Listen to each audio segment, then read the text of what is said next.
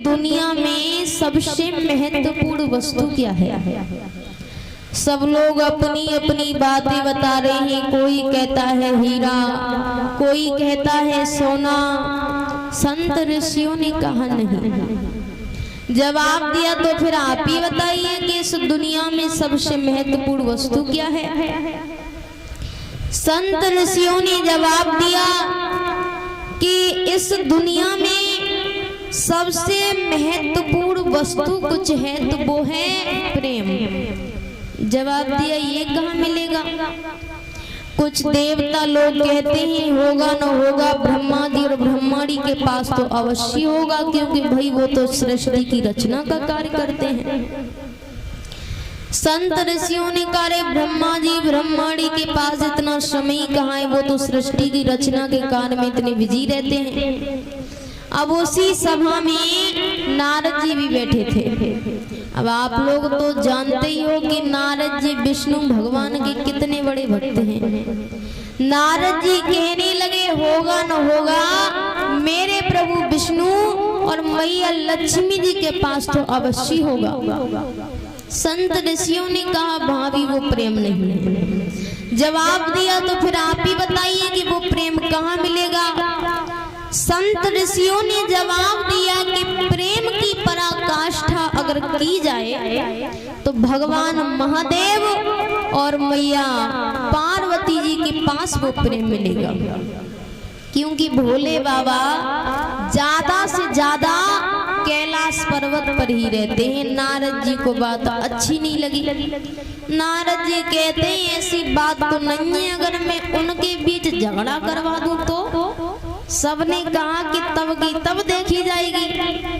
अब नारद जी रोज कैलाश पर्वत पर जाएं, लेकिन मैया पार्वती जी को भोले बाबा के पास बैठा देखकर वापस चले आते हैं।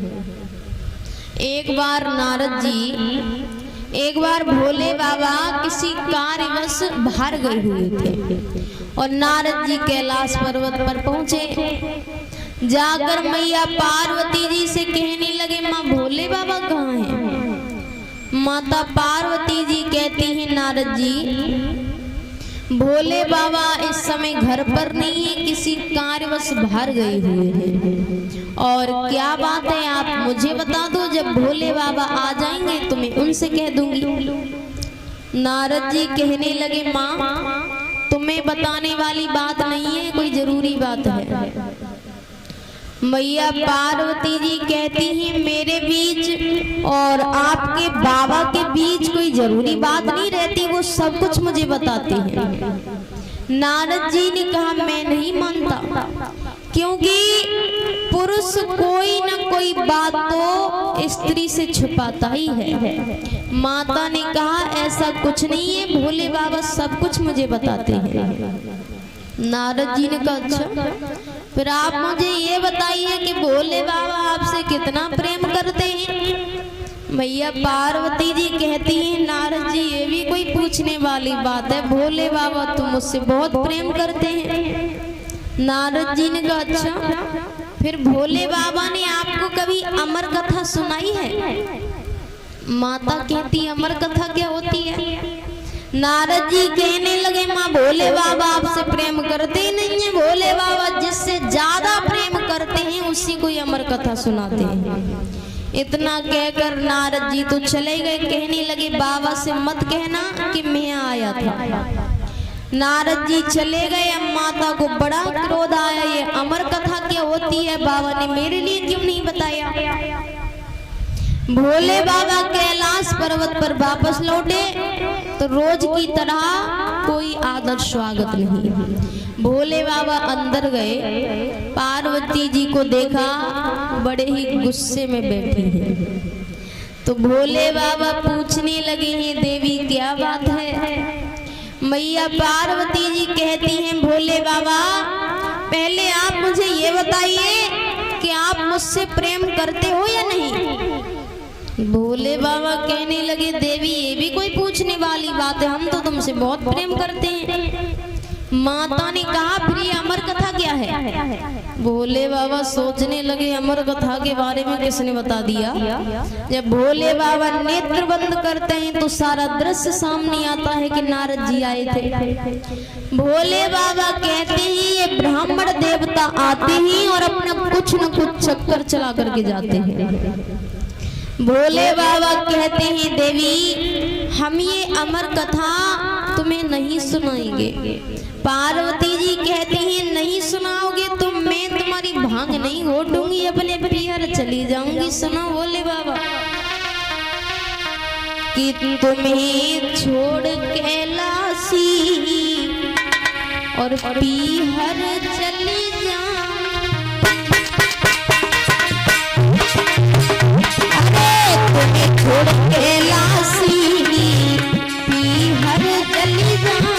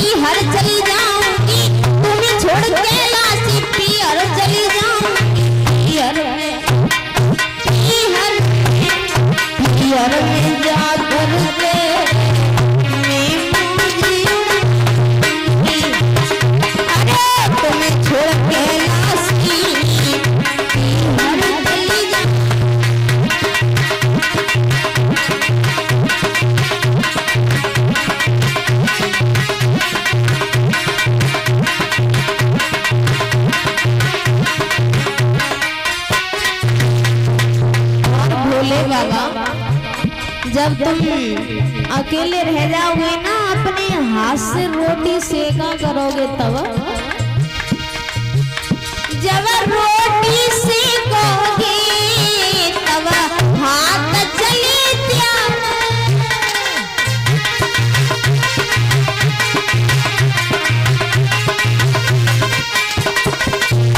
जब रोटी सेकोगे तब हाथ चले त्याग।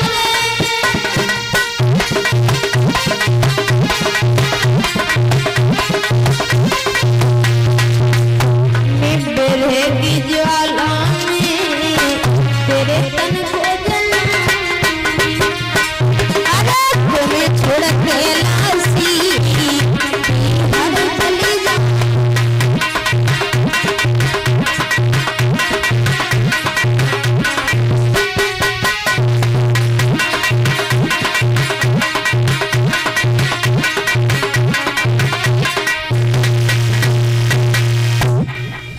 क्या भोले बाबा अब भी नहीं बताओगे? भोले बाबा कहते हैं देवी आप नहीं मानोगी तो सुनो, हम ये अमर कथा तुम्हें यहाँ नहीं सुनाएंगे। क्यों, फिर कहाँ सुनाओगे? भोले बाबा पार्वती जी को लेकर के अमरनाथ की गुफा में पहुंचे।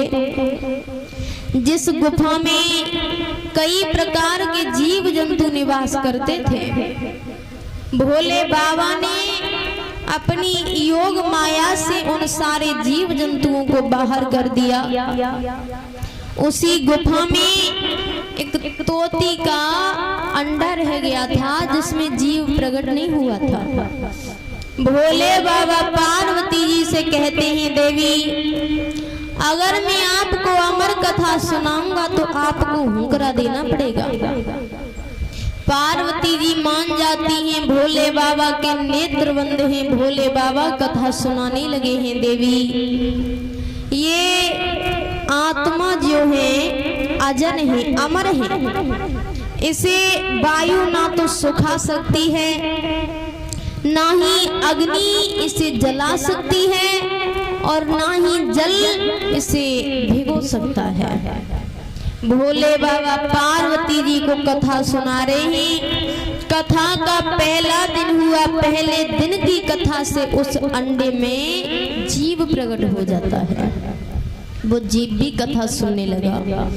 दर कथा को चलते चलते 7वां दिवस व्यतीत होने को आता है। गौरा मैया जो है, गौरा मैया को नींद आ जाती है, गौरा मैया सो गई। उधर उस तोते ने सोचा कि गौरा मैया तो सो गई, अब हुंकरा कौन देगा। तो आज वो तोता गौरा मैया की आवाज में हुंकरा देने लगा। कैसे भैया?